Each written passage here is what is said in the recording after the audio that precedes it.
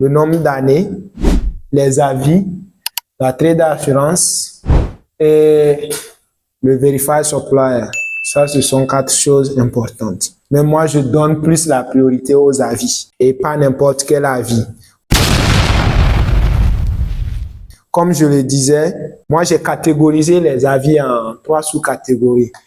Les avis sur le délai de livraison, le temps de réponse du fournisseur et la qualité du produit.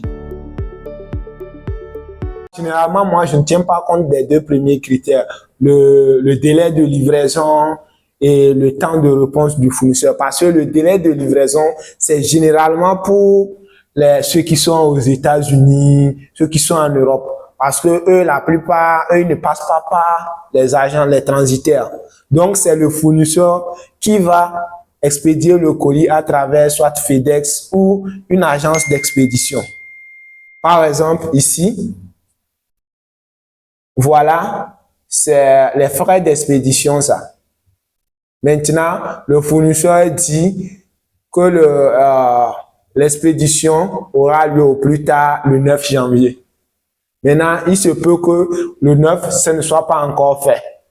Peut-être que ça arrive le 15 comme ça. Donc, le client va venir déposer un avis négatif en disant que le fournisseur, il n'est pas rapide. Il est lent et tout. Alors qu'en réalité, ça ne dépend pas la plupart du temps du fournisseur. Ça dépend plutôt de l'agence d'expédition.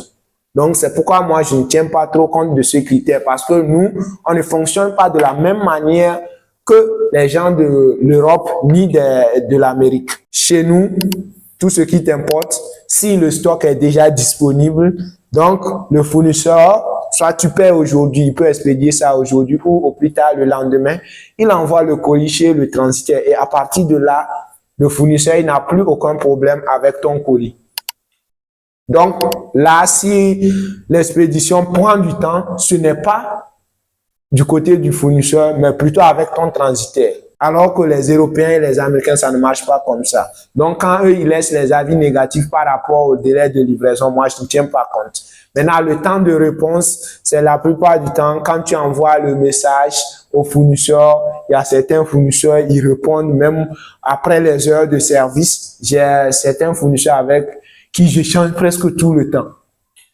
Même à n'importe quelle heure que tu l'envoies, le message, il va te répondre dans les minutes ou les heures qui suivent. Ici, ça c'est le score de la boutique sur 5, comme ce qu'on avait vu. Oui. Donc ça, je tiens compte de ça.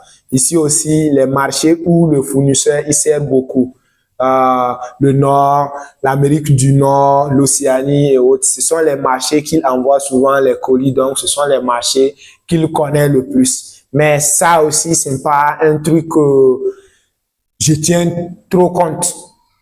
C'est vrai que ça peut avoir une importance souvent pour l'Europe, les États-Unis. Également, il y a des normes. Il y a des normes à respecter. Donc, si peut-être quelqu'un veut commander en Europe ou aux États-Unis, il peut tenir compte de ce critère pour voir si le fournisseur envoie souvent vers l'Europe, ça veut dire qu'il maîtrise les normes de l'Europe. Alors que généralement, nous, en Afrique, on n'a pas ces trucs de normes là. Donc, c'est un critère que vraiment, je ne prends pas trop en compte.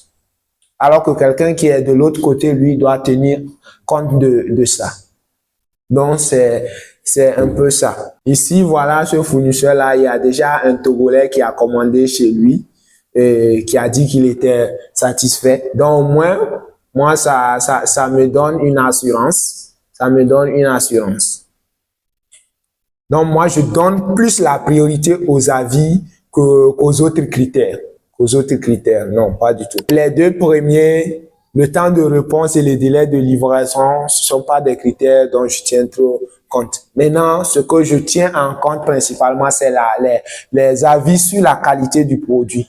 Sur la qualité du produit. Là, je tiens vraiment compte. Est-ce que les gens ont apprécié? Et sur la qualité du produit, je regarde s'il y a des avis négatifs. Parce que c'est ça, j'étudie les avis négatifs. Est-ce que les avis négatifs, ça porte sur le délai de livraison? Si ça porte sur le délai de livraison, moi, ça ne me concerne pas. Si ça porte sur le temps de réponse du fournisseur, ça ne me concerne pas. Mais si l'avis négatif porte sur la qualité du produit, ça c'est un critère vraiment que je tiens en compte. Un critère du produit. Parce qu'il peut aussi avoir des avis qui sont liés par rapport à l'emballage. Peut-être que quand son colis est arrivé, c'était un peu cassé, et truc là, il va laisser un avis négatif.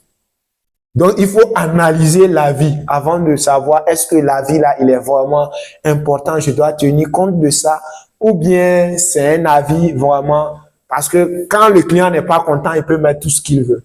Mais moi, je veux voir, c'est où son insatisfaction. Est-ce que c'est un point clé? À partir de là, maintenant, je détermine si oui ou non, je dois partir avec ce fournisseur. Mais la première des choses que je fais avant de discuter avec les fournisseurs, quand je viens ici, je vérifie d'abord les prix. Je ne vais pas, peut-être un produit que je cherche autour de 2 $, je ne vais pas aller discuter avec un fournisseur de 10 $. Je cherche les fournisseurs qui sont un peu dans la marge de prix que je cherche dans ces échantillons-là, et c'est avec eux, je vais maintenant vérifier les critères.